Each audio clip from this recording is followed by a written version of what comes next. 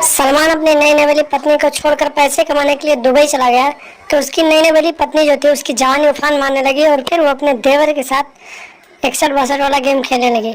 नमस्कार दोस्तों, Asian crime affair channel में आप सभी प्यारे दर्शकों का स्वागत है। दोस्तों, एशियन क्राइम अफेयर चैनल को आप सभी लोग सब्सक्राइब कीजिए, वीडियो को लाइक कीजिए और वीडियो को ढेर सारा शेयर भी कीजिए। दोस्तों, सलमान की शादी को हुए लगभग 3 महीने हो गए थे और 3 महीने के अंदर सलमान अपनी पत्नी को बेहद ही अच्छी तरीके से 61-62 वाला प्रोग्राम दिखा रहा था। और एक दिन ऐसा है कि सलमान पैसे कमाने के लिए उसका पासपोर्ट आ गया तो वो सऊदी चला गया। सलमान को सऊदी गए हुए लगभग 6-7 महीने हो गए थे, तो उसकी जो पत्नी थी उसकी जवानी उफान मारने लगी और फिर वो एक अच्छा खासा हथियार ढूंढने लगी जिससे उसकी जवानी शांत हो जाए। लेकिन उसे कोई हथियार नहीं मिल रहा था, तो फिर वो उसने अपने देवर को ही अपना हथियार बना लिया और उसके साथ 61-62 वाला प्रोग्राम शुरू कर दिया।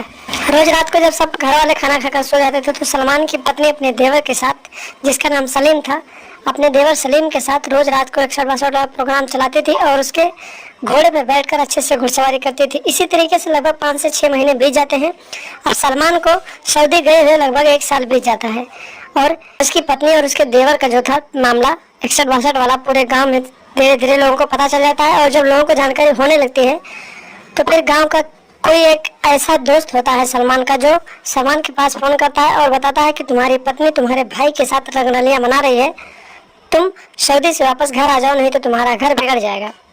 सलमान उसकी बात नहीं मानता और कहता है कि तुम झूठ बोल रहे हो। तो उसका जो दोस्त होता है कहता है कि ठीक है, अगर मैं झूठ बोल रहा हूँ तो तुम घर आ जाओ, देख लो, अगर ये बात सच नहीं होगी तो फिर मुझे कहना।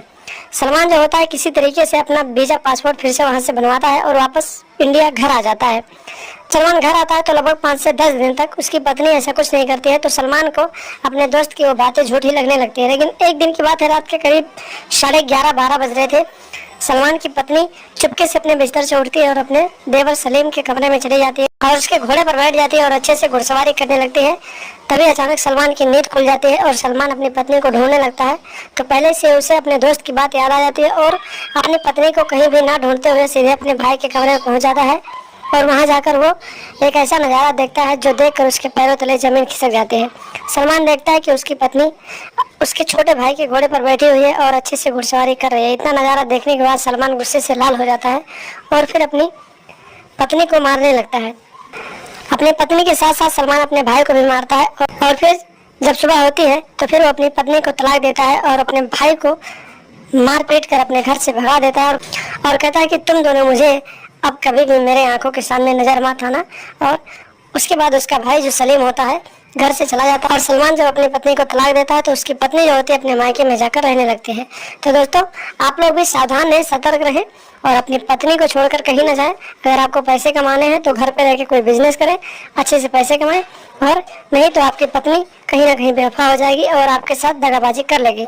तो दोस्तों, सावधान रहें, सतर्क रहें और ऐसी मानसिकता रखने वाले औरतों से दूरी बनाकर रखें, उनकी पहचान करें और लगातार हमारे साथ बने रहें। हमारे चैनल को सब्सक्राइब कर लें और हमेशा देखते रहें एशियन क्राइम अफेयर।